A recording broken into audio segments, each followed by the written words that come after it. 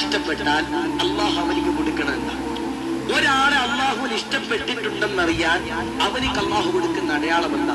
അള്ളാഹു അവനിക്ക് പരീക്ഷണം കൊടുക്കുന്നു. അള്ളാഹു അവനിക്ക് പരീക്ഷണം കൊടുക്കുന്ന ചില ആളുകളൊക്കെ പറയും, ഉസ്താദേ കടങ്ങളുണ്ട്, ഉസ്താദേ മക്കളില്ല, ഉസ്താദേ 26-27 വയസ്സായി പെണ്ണ് കിട്ടണില്ല, ഉസ്താദേ കച്ചവടം ശരിയാകുന്നില്ല ഉസ്താദേ എന്ന് പറയുന്ന പാവങ്ങളുണ്ട്.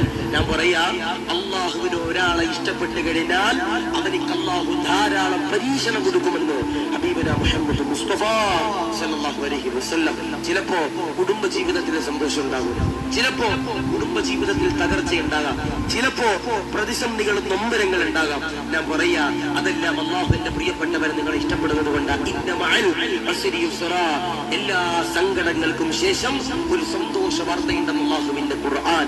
ഇന്ന് നടന്നു പോകുന്നവൻ ചിലപ്പോ നാളെ കാറിൽ പോകാം, നാളെ കാറിൽ പോകുന്നവൻ ചിലപ്പോ നടന്നു പോകാം. ഇന്ന് വീടുള്ളവന്റെ വീട് നാളെ ചിലപ്പോ തകരാം.